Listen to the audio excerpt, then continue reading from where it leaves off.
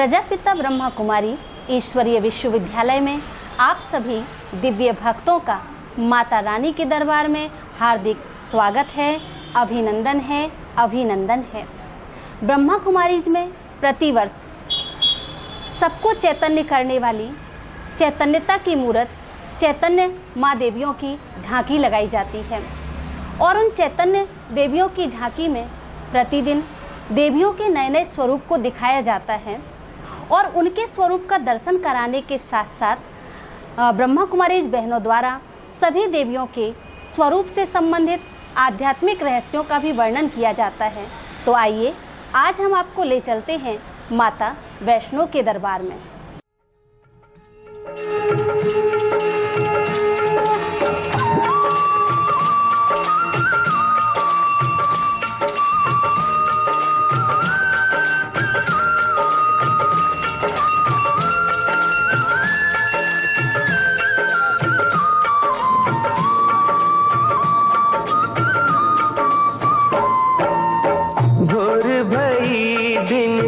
चढ़ गया मेरी अम्बे, भोर भई दिन चढ़ गया मेरी अम्बे, हो रही जय जयकार मंदिर विच आरती जय माँ।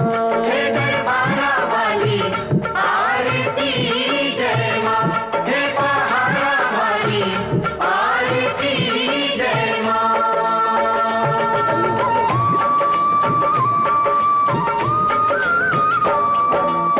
काहे की मैया तेरी आरती बनावा, काहे की मैया तेरी आरती बनावा, काहे की पावा विच बाती मंदिर विच आरती जय माँ।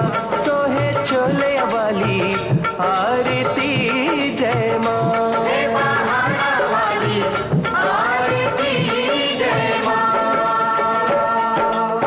सर्व सोने दी तेरी आरती बनावा, सर्व सोने दी तेरी आरती बनावा, अगर कपूर पावा बाती मंदिर विच आरती जय माँ।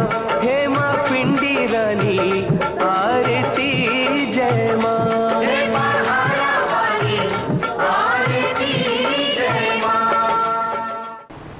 इस आरती के बाद दिल गा रहा है जय जय जय जगदम्बे भवानी, जय वैष्णो मैया जगरानी। जैसे मेरा दिल गा रहा है ना, ऐसे यहाँ दो और कन्याओं का दिल गा रहा है और वो भी नृत्य गीत के माध्यम से देवी माँ की आरती करने को आतुर हैं। और वो बहनें हमारे बीच में हैं कुमारी साक्षी और कुमारी गौरी।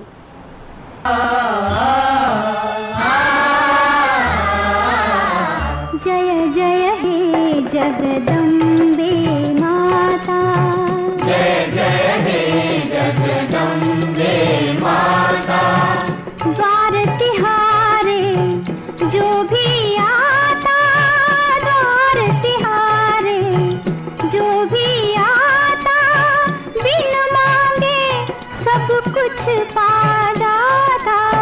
जय जय हे जगदम्बे माता, जय जय हे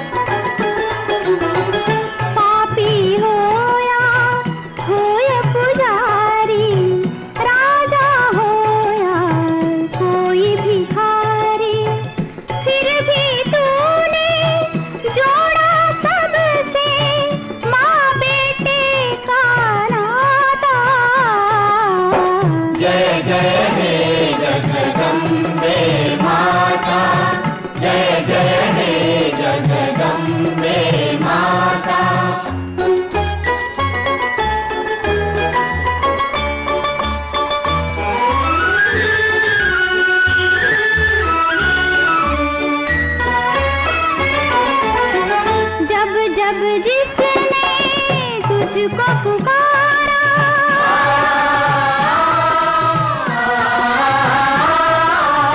जब जब जिसने तुझको पुकारा, तूने दिया है बढ़ के सहारा।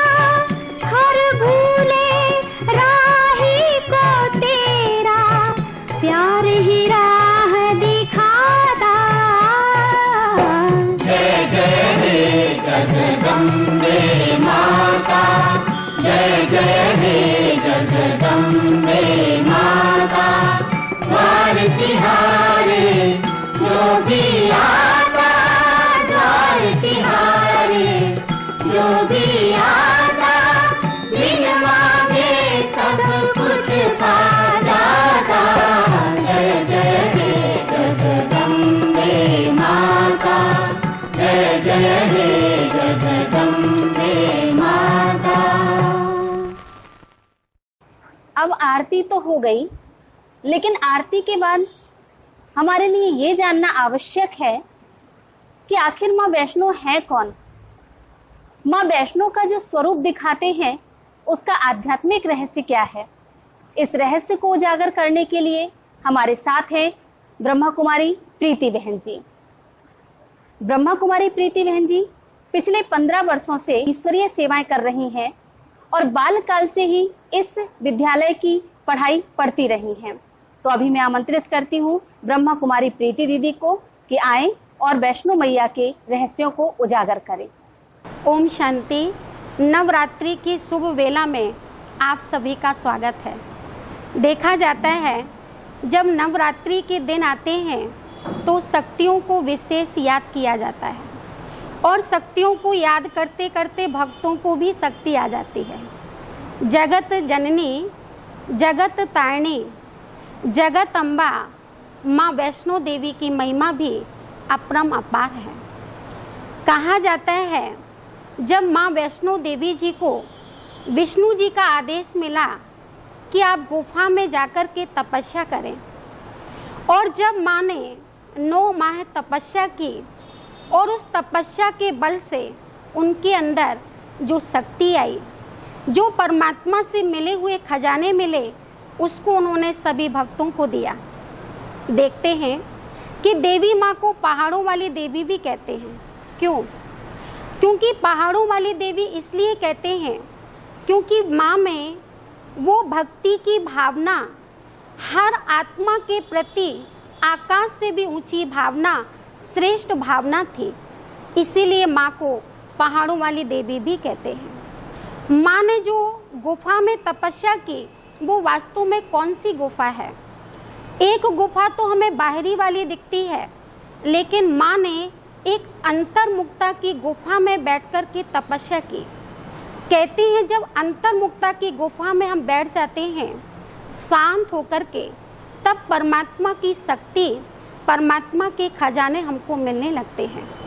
तो माँ ने वही तपस्या करके अपने आप को तपाया। कहते हैं कि माँ वैष्णो देवी श्री लक्ष्मी, श्री सरस्वती, श्री काली माँ की अवतरित हैं। विचार करने वाली बात है। देवी वैष्णो देवी माँ में 3 शक्तियाँ हैं। श्री लक्ष्मी अर्थात देने वाली, दाता है। वैष्णो देवी श्री काली हैं अर्थात विकारों पर विजय प्राप्त करने वाली हैं।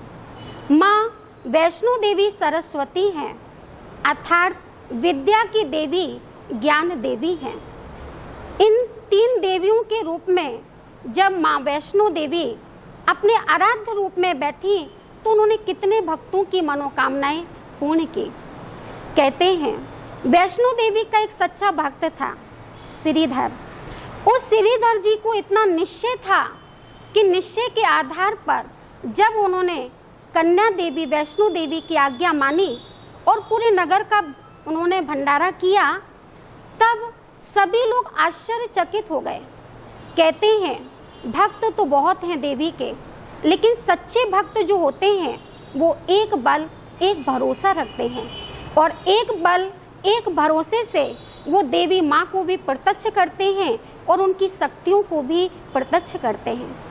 देखा जाता है कि माँ ने जब भैरवनाथ का वध किया तब भैरवनाथ ने माँ से कहा, माँ, मेरी आंतरिक मनसा है कि आप मुझे मोक्ष दें और वरदान भी दें। यदि आप मुझे वरदान नहीं देंगे तो लोग मुझे पापी के नाम से जानेंगे।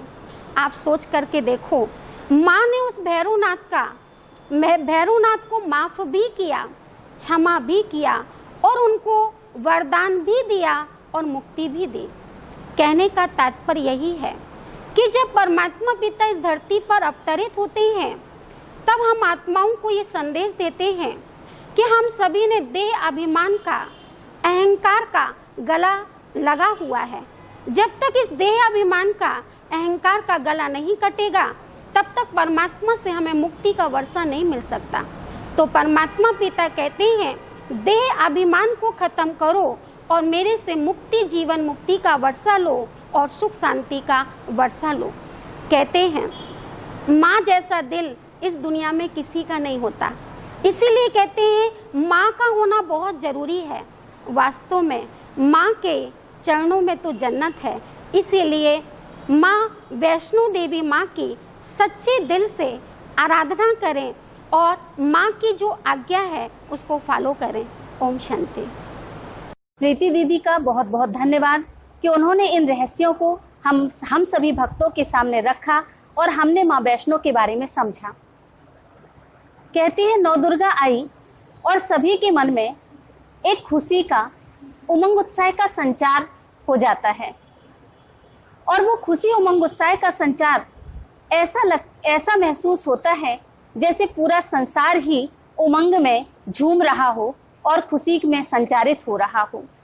ऐसे ही अपनी खुशी का संचार और ऊर्जा को प्रकट करने के लिए हमारे बीच में आ रही हैं कुमारी शिवांशी। कुमारी शिवांशी के गीत के बोल हैं, संसार का संचार है माँ वैष्णो मैया।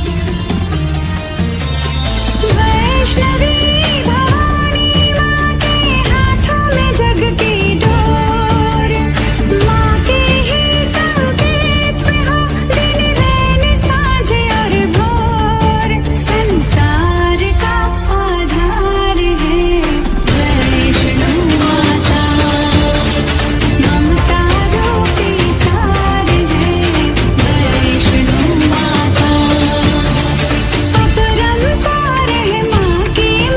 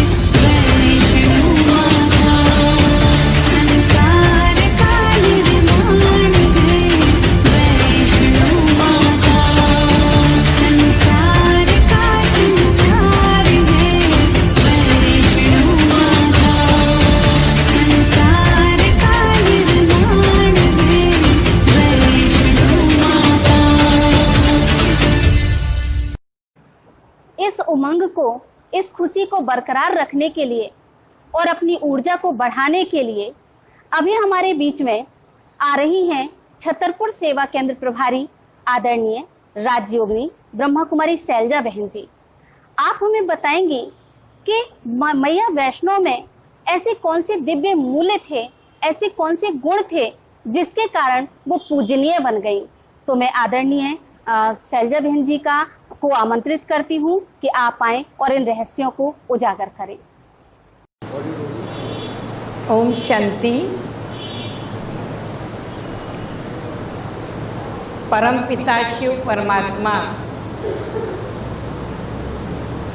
इस पुरानी कलयुगी सृष्टि के परिवर्तन कर एक स्वर्णिम संसार की स्थापना करने के लिए सृष्टि पर अवतरित होते हैं और परमात्मा पिता श्रेष्ठ ज्ञान के द्वारा हमारे संस्कारों को दिव्य बनाकर, श्रेष्ठ बनाकर एक स्वर्णिम संसार की रचना रचते हैं। श्रेष्ठ संस्कार हम उन्हें कहेंगे जो सामान्य से बेहतर है, श्रेष्ठ है। और इसी कारण से हम इतिहास में देखते हैं जिनके भी ऐसे श्रेष्ठ संस्कार रहे उन्हीं का गायन और पूजन होता आया है, उन्हीं की महिमा वंदन होती आई है और उन्हें हम देवता कहते हैं। देवता जिनका सहज स्वाभाविक भाव है देने वाला, प्रेम, सहयोग, शक्ति, सम्मान, शांति, जो भी मनोकामना है, जो भी आवश्यकता है वो देने वाला। तो निश्चित ही देने वाले को देवता कहा और हमारी भारतीय संस्कृति ने चैतन्य तो क्या देने की इस विशेषता के कारण प्रकृति के 5 तत्वों को भी देवता मान लिया। जल देवता है, वायु देवता है। तो देने का ये जो संस्कार है ये जीवन में तभी आ सकता है जब हम अपने अंदर इन सारे खजानों को, सुख, शांति, आनंद, प्रेम, ज्ञान, गुण और शक्तियाँ, जो आत्मा के स्वाभाविक संस्कार हैं, इन संस्कारों को हम अपने अंदर समाहित करें, हमारे पास इसका स्टॉक हो। और यही जीवन की संपन्नता के कारण हमारे बीच आज हम जो नव देवियों का पूजन अर्चन कर रहे हैं, इनके प्रति जो हम श्रद्धा से अभिभूत होते हैं, इनके प्रति जो हमारे अंदर एक माँ का भाव है, वो इसी कारण से है कि वो हमें देने वाली है। आज हम बात करते हैं माता वैष्णो देवी की। तो वैष्णो देवी जी के जीवन में भी हम देखते हैं, दुनिया में भी, आज भी, कलयुग में भी जो अपने आप को वैष्णव कहलाते हैं, जो विष्णु के वंशावली कहलाते हैं, जो माता वैष्णो देवी के अपने आप को भक्त कहलाते हैं, वे वैष्णव जन भी शुद्धता का, पवित्रता का बहुत ध्यान रखते हैं। भोजन की शुद्धता, जिसमें मांसाहार, शराब, गुटखा, तंबाकू ये तो होगा ही नहीं, परंतु प्याज लहसुन तक का भी वे त्याग करते हैं। यहाँ तक कि जो हमारे वैष्णव संप्रदाय के भाई बहने हैं, वो स्नान आदि कर, धुले वस्त्र पहनकर, मौन में रहकर ही भोजन बनाते हैं, भोग लगाते हैं। और ऐसा पवित्र भोजन भी स्वीकार करते हैं। परंतु ये हमारी है बाह्य पवित्रता, कर्मकांड भी कह सकते हैं। पर ये बाह्य पवित्रता जो है वास्तव में अंतर मन से आनी चाहिए।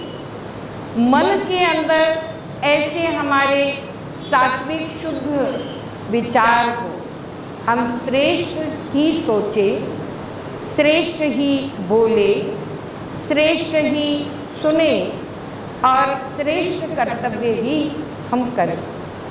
तो जितनी हमारे अंतर मन से ये शुद्धता का भाव होगा, ये बाहर सहज प्रसारित होगा। इसी भाव से हमारे राष्ट्रपिता महात्मा गांधी जी ने भी गीत गाया, वैष्णव जन तो तेने कहिए जो पीर पराई जाने।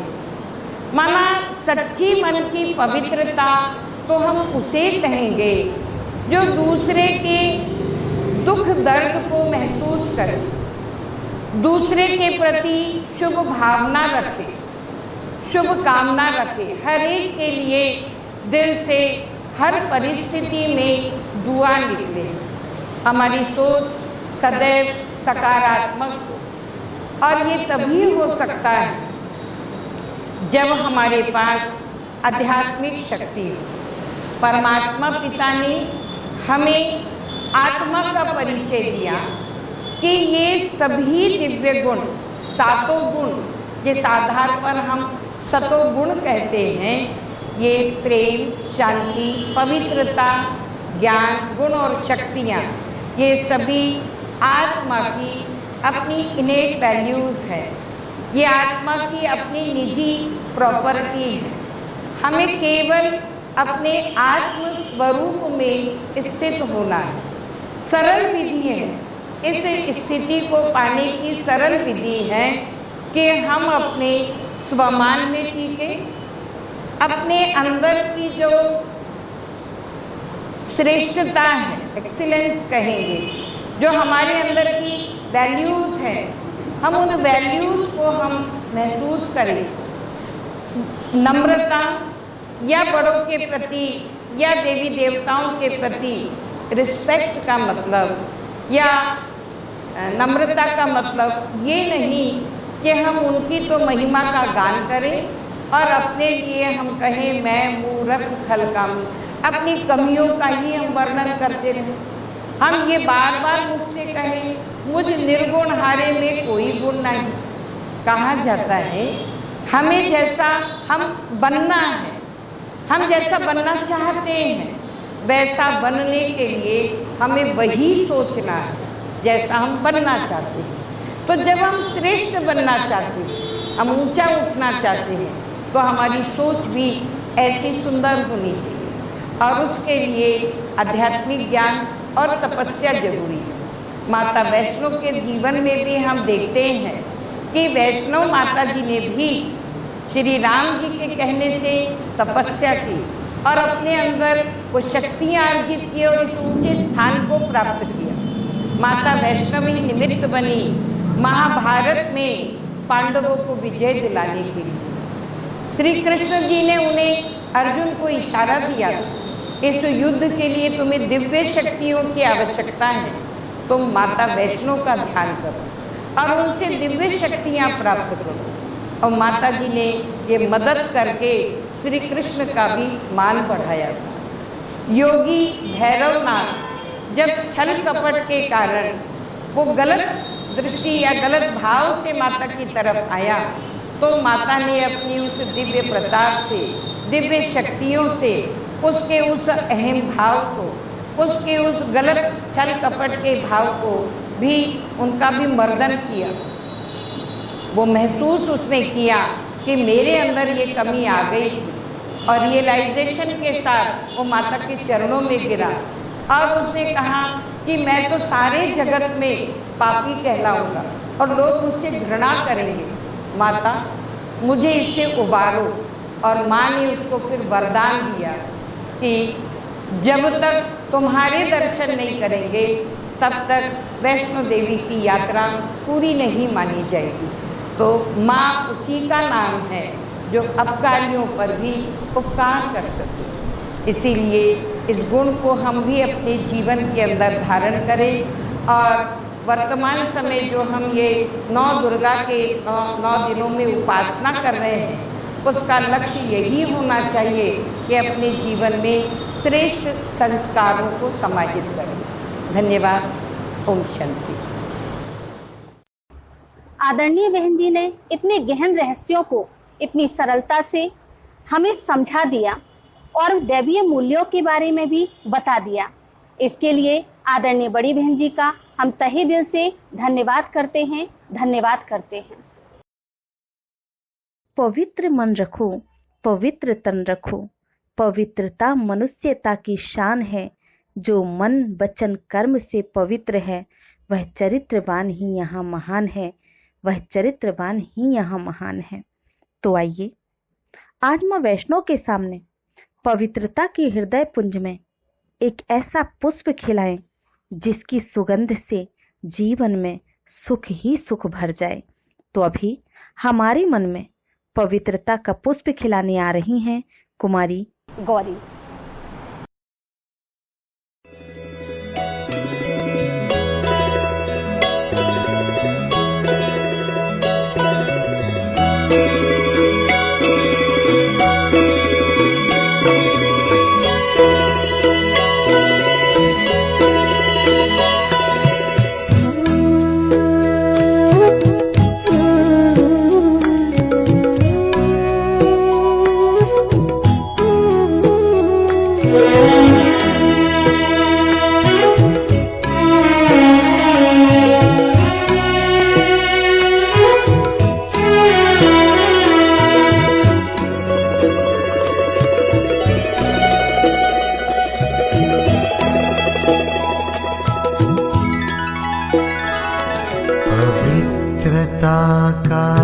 हृदय कुंज में ऐसा पुष्प खिला जिसकी सुगंध से जीवन में सुख ही सुख मिला। पवित्रता का हृदय कुंज में ऐसा पुष्प खिला जिसकी सुगंध से जीवन में सुख ही सुख मिला।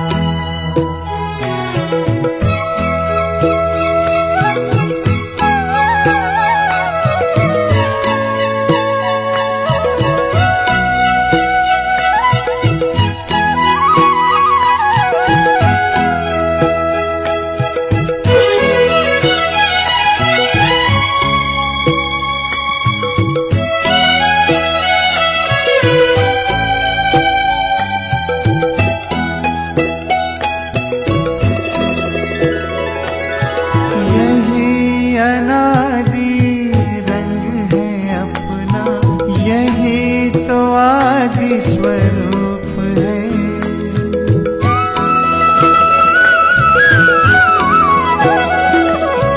यही अनादि रंग है अपना, यही तो आदि स्वरूप है। इसी में शांति की छाया है, इसी में सुख की धूप है। कल्प कल्प के भाग्य भवन की ये आधारशिला, जिसकी सुगंध से जीवन में सुख ही सुख मिला, जिसकी सुगंध से जीवन में सुख ही सुख मिला।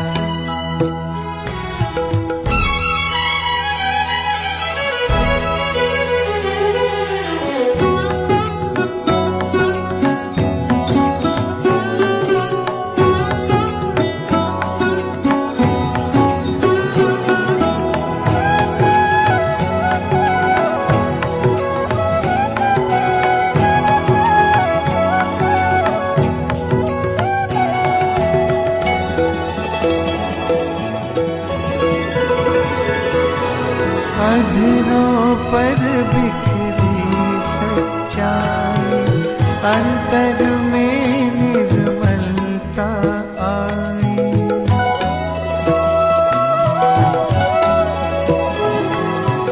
अधरों पर बिखरी सच्चाई, अंतर में निर्मलता आई। विराजित करके मंदिर में मन की मूर्ति मुस्काई। दीन प्रभु की सबको देने चला ये काफिला, जिसकी सुगंध से जीवन में सुख ही सुख मिला। जिसकी सुगंध से जीवन में सुख ही सुख मिला।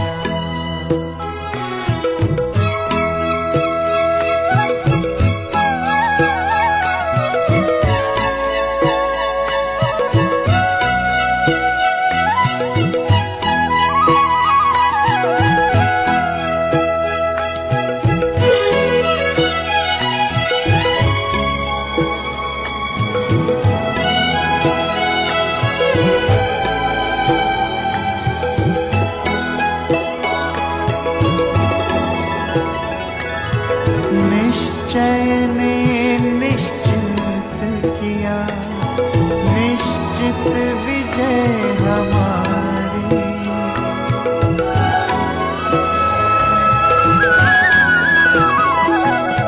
निश्चय ने निश्चिंत किया, निश्चित विजय हमारी। पवित्रता के बल से होगी पावन दुनिया ये सारी। सबका भला हो यही दुआ का दिल में सिलसिला। जिसकी सुगंध से जीवन में सुख ही सुख मिला। जिसकी सुगंध से जीवन में सुख ही सुख मिला। पवित्रता का हृदय कुंज में ऐसा पुष्प खिला।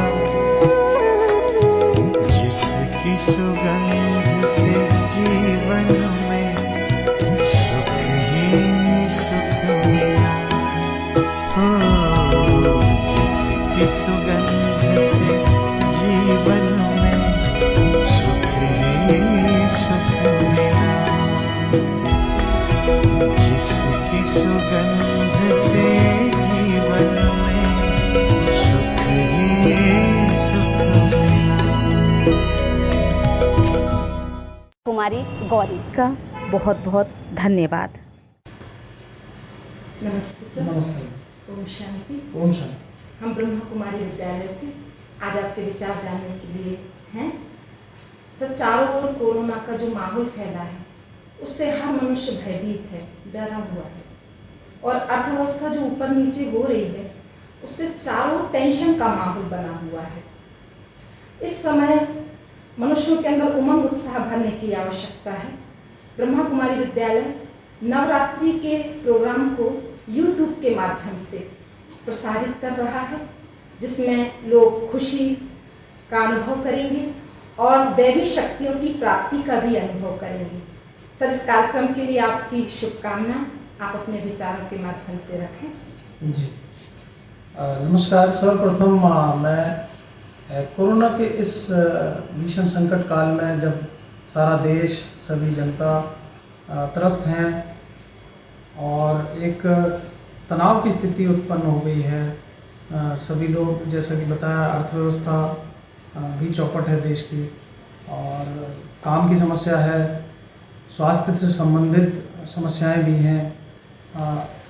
इस संबंध में ब्रह्म कुमारी आश्रम द्वारा जो पहल की जा रही है, शारदीय नवरात्रों का जो कार्यक्रम का सीधा प्रसारण वो लोग YouTube के माध्यम से करने जा रहे हैं। ये एक अत्यंत ही प्रशंसनीय कदम है और निश्चित रूप से इसके माध्यम से हमारे देश में जो कोरोना की स्थिति है उससे जो निराशा का भाव उत्पन्न हुआ है वो दूर होगा और सभी आम जनता में, सभी लोगों में आशा, उत्साह और नई ऊर्जा का संचार होगा।